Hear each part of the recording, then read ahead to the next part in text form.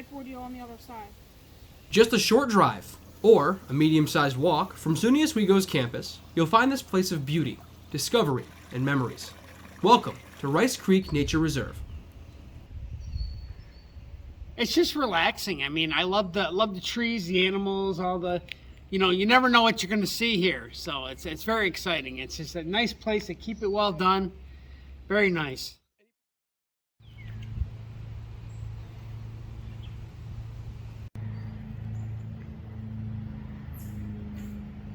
Oh, I think I told you I regretted going home that day too.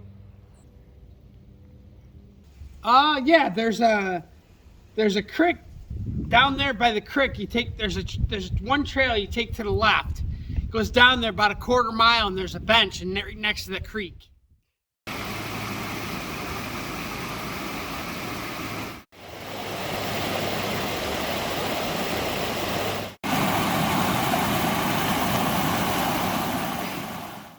Outside of work, usually I come out here maybe once or twice a week outside of being out here at work. I walk all the trails at work at least twice a week while at work.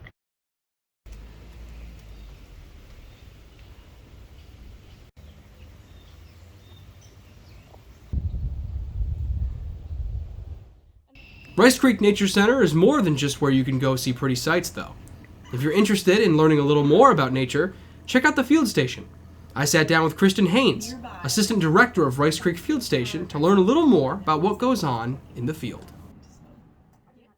We've got a patchwork of different habitats and communities at Rice Creek, and that's due to our land history of, Euro-American settlers kind of used a lot of this land for agriculture for a long time before the mid-1960s when the field station was established. So the Blue Trail is running through a lot of places in the first section that you go through that is post-agriculture. So it's a very young forest.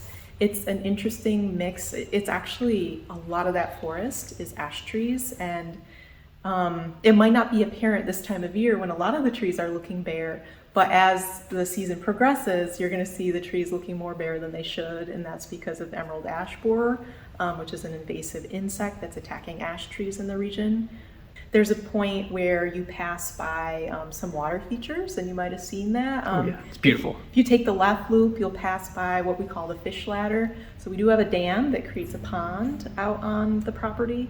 But as we know, dams aren't always good for wildlife because fish can't go up and below dams. But the person, John Weeks, who helped found the field station here, he made sure that a fish ladder was constructed that basically allows the fish to go up and below the dam. But it's a really nice, pretty part of the property. That area is open, and it's one of the sections of the property that we mow on a rotational basis. Every 4 years we mow it so that it doesn't turn into forest, so that it stays open. And the reason we do that is to create a different sort of habitat that certain birds and butterflies and mammals rely on. Kristen was also nice enough to take us into the collections room, full of many of the different specimens they've come across. Take a look. Like birds or mammals or All the above. all the above. So this is the section that is really cool from a learning and research perspective because we have like 10,000 specimens in this small room. It can also freak people out when they don't know why we have so many dead animals. Yeah, let me go in here. Yeah, so for example, here are some of our specimens of like buntings and tanagers. So these are indigo buntings, which is a native species. They do live in the big fields that you can see from the Blue Trail. Actually, I saw one of these on the Green Trail. It's a scarlet tanager male near the boardwalks. He was up high in a tree singing, so they're migrating right now, just the other day. So these are all local species that can be seen. These are snow buntings. But, for some of them, so we have just a lot of interesting species. This is the American woodcock that lives in the big field and has like the very famous aerial flight display. I don't know, and I don't know what your class, I can't remember, is it cinema and the environment with Professor Dieter? Well, they're also into Professor Dieter and Hagedorn are into environmental humanities, and one of the most famous writers, environmental writers, in a Sand County Almanac, Aldo Leopold writes about the sky dance of the American woodcock, and so that's this bird. Beavers. You know, I mean, it's kind of creepy that you're so happy to see dead beavers as opposed to live ones. I never see the live ones. This is the only way you're going to see a beaver. Tom saw one of our beavers swimming out on the pond today.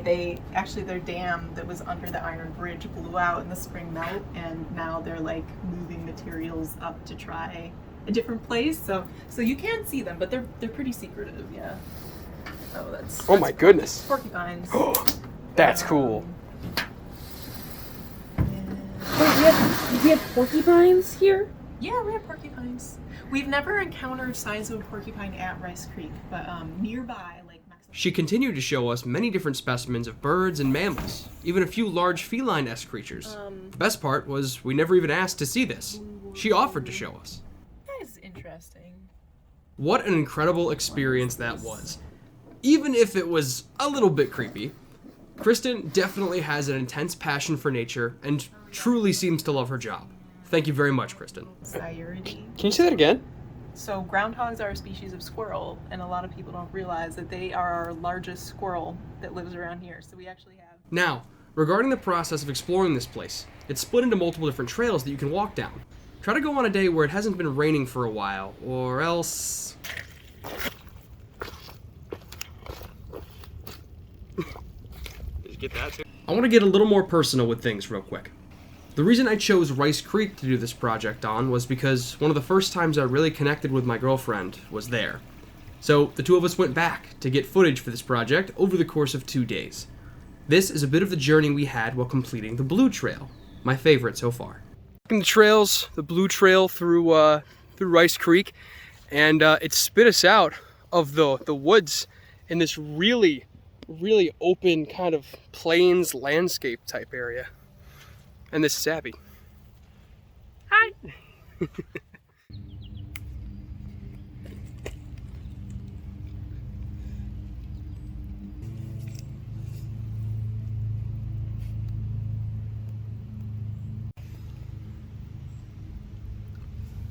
There's seemingly less frogs on this side that jumped in, because they all jump away when I try to get footage of them, except this little guy, who I think just wants to be my friend. Isn't that right, mister? How's it going, buddy? How you doing? You want to tell your friends that I come in peace, I mean no harm? Yeah? I think he gets it. Yeah, he gets it.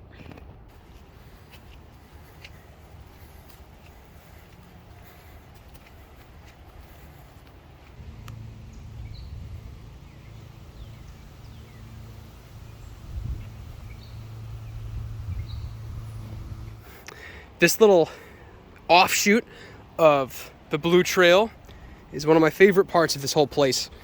This is the first time that me and Abby here kind of had a conversation, just a good talk, and now she's my wonderful, beautiful girlfriend. So this spot specifically holds a lot of good memories, and the view is amazing. Now right now the water's coming up really close. It was not this far up last time. It's been raining really hard in New York these last few days, but regardless of what position, this spot holds a very special place in my heart. Wouldn't you agree? Mm-hmm. Mm-hmm.